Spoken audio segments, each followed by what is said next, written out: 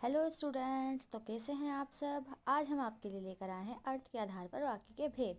ठीक है, तो अर्थ के आधार पर आपके कितने भेद होते हैं। अर्थ के आधार पर आपके होते हैं 8 प्रकार के भेद वाक्य के। ओके, तो हम यहाँ पर आपको एक एक करके सभी बताने वाले हैं। देखिए, यहाँ पे आपके लिए हम सभी भेद लेकर आए हैं 8 और अच्छे से एक्सप्लेन करेंगे, क्योंकि ये सभी आपके एग्जाम्स में आते हैं, चाहे आप 8th क्लास में हो या 9th क्लास में हो। वाक्य तो पूछे ही जाते हैं और 4 मार्क्स के आते हैं। अगर आप बहुत अच्छे से कर लेते हैं तो आप इजीली 4 नंबर यूं ही गेट कर सकते हैं। तो चलिए, बिना देरी करते हुए हम आपको स्टार्ट करते हैं समझाना। जैसा कि आप यहाँ देख रहे हैं, हम पहला से स्टार्ट कर रहे हैं। पहला क्या है हमारा, फर्स्ट है विधानवाचक वाक्य। तो विधानवाचक वाक्य में क्या है, विधानवाचक वाक्य जिन वाक्यों में साधारण कथन या सूचना दी जाए। सिंपल सूचना मतलब जैसे राम स्कूल जाता है, सूरज पूरब से निकलता है। ओके, सिर्फ इसमें इतना ही है। तो सिंपल आप और भी एग्जाम्पल ले सकते हैं। ठीक है, जैसे कि मैं बाजार जाता हूँ, मैं खाना खाता हूँ, तो सिंपल और भी ले सकते हैं आप।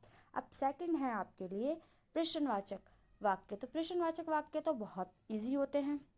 ये तो आप इसमें सिंपल जानते हैं, जिसमें क्वेश्चन पूछा जाता है, यानी कि प्रश्न पूछा जाता है। प्रश्न कैसे पूछा जाता है कि आपका नाम क्या है, आप कहाँ रहते हैं, आप कैसे हैं, कुछ भी।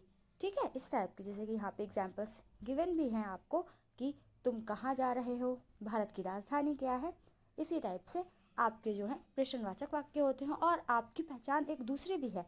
आप यहाँ पे ये भी देख सकते हैं कि क्वेश्चन मार्क का निशान तो नहीं आ रहा है। क्वेश्चन मार्क होता है तो प्रश्न ही तो पूछा जाता है, क्योंकि हमेशा प्रश्नवाचक वाक्य में क्वेश्चन मार्क यानी कि प्रश्नवाचक वाक्य के अंत में ये चिन्ह, प्रश्नवाचक चिन्ह होता ही होता है। ठीक है, तो आप इजीली समझ सकते हैं कि ये कौन सा वाक्य है। ओके, चलिए अब हम आपको थर्ड समझाते हैं, आज्ञावाचक। आज्ञावाचक वाक्य में क्या होता है, जिस वाक्यों में हम आदेश, निवेदन या सलाह दी जाती है। ठीक है, जैसे दरवाज़ा बंद कर दो, खिड़की खोल दो, कृपया शोर मत करो। इस टाइप के जो होते हैं जिसमें आज्ञा का पता लगे। जैसे हमने किसी को कोई आदेश ही तो दिया कि गेट बंद कर दो या विंडो खोल दो। ठीक है, दरवाज़ा बंद कर दो, कृपया शोर मत करो, तो निवेदन कर रहे हैं हम। या हम किसी को सलाह दें, कि सलाह कैसे देते हैं हम एक दूसरे को, कि हमें अपना आसपास सफाई रखनी चाहिए, तो हम सलाह दे रहे हैं ना। तो इस टाइप के होते हैं आज्ञावाचक वाक्य। ठीक है, और यहाँ पे अब आपका है फोर्थ। फोर्थ क्या है आपका, इच्छावाचक वाक्य। इच्छावाचक वाक्य में क्या होता है, जिन वाक्यों में इच्छा, कामना, आशीर्वाद हो। जैसे इच्छा, कैसे इच्छा, जैसे मेरी इच्छा है कि काश मैं डॉक्टर बनूं। ठीक है, जैसे किसी की इच्छा कुछ भी हो सकती है कि मैं एक अच्छा प्लेयर बनूं। ठीक है, या फिर मैं एग्ज़ाम में अच्छे नंबर गेट कर सकूं, तो ये हमारी इच्छा हो सकती है।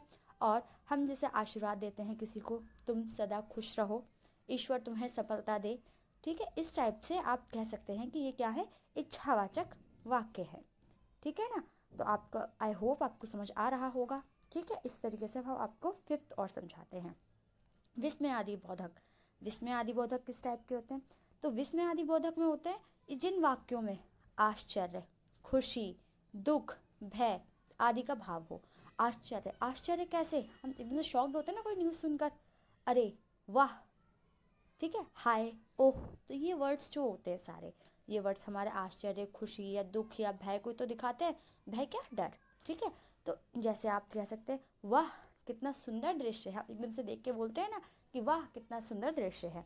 अरे तुम यहाँ कैसे, एकदम शॉक्ड होते हैं ना, कि हमें पता हो कि कोई नहीं, यहाँ पे नहीं हो सकता, बट वो अचानक से हमारे सामने आ जाए तो हम क्या बोलते हैं, अरे तुम यहाँ कैसे। ठीक है, तो इस टाइप के हमें क्या एकदम विस्मय हो रहा है, हम शॉक्ड हो रहे हैं थोड़े, तो उस टाइप के वर्ड्स को हम क्या कहते हैं, विस्मयादि बोधक वाक्य कहते हैं। आई होप समझ में आ रहा होगा आपको अच्छे से।